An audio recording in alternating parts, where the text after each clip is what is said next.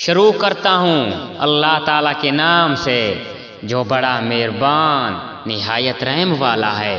یہ اس لیے کہ شیطان ملاوٹ کو اللہ تعالیٰ ان لوگوں کی آزمائش کا ذریعہ بنا دے جن کے دلوں میں بیماری ہے اور جن کے دل سخت ہیں۔ بے شک ظالم لوگ گہری مخالفت میں ہیں، اور اس لیے بھی کہ جنہیں علم عطا فرمایا گیا وہ یقین کر لیں کہ یہ آپ کے رب ہی کی طرف سے سراسر حق ہی ہے، پھر وہ اس پر ایمان لائیں اور ان کے دل اس کی طرف جھک جائیں۔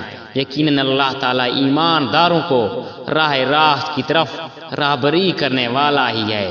کافر اس وحی الہی میں ہمیشہ شک شبہ ہی کرتے رہیں گے، حتیٰ کہ اچانک ان کے سروں پر قیامت آ جائے یا ان کے پاس اس دن کا عذاب آ جائے جو منحوس ہے۔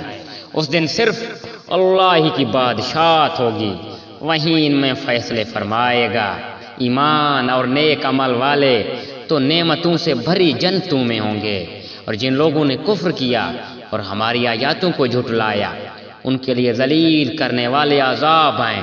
اور جن لوگوں نے راہ خدا میں ترک وطن کیا پھر وہ شہید کر دیے گئے یا اپنی موت مر گئے، اللہ تعالیٰ انہیں بہترین رزق عطا فرمائے گا، اور بے شک اللہ تعالیٰ روزی دینے والوں میں سب سے بہتر ہے۔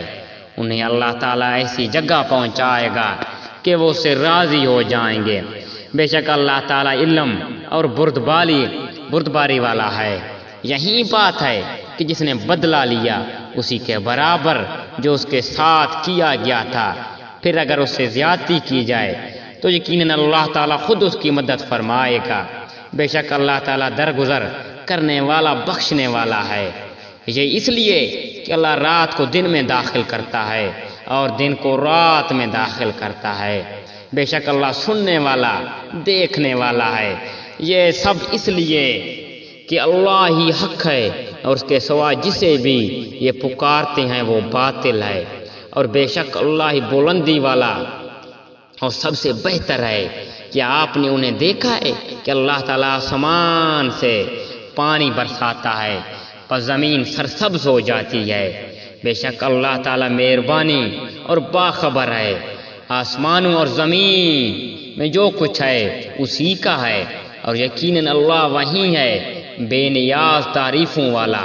کیا آپ نے نہیں دیکھا کہ اللہ ہی نے زمین کی تمام چیزیں تمہارے لیے پیدا کر دی ہیں، اور اس کے فرمان سے پانی میں چلتی ہوئی کشتیاں بھی وہیں آسمان کو تھامے ہوئے ہیں کہ زمین پر اس کی اجازت کے بغیر گر نہ پڑیں۔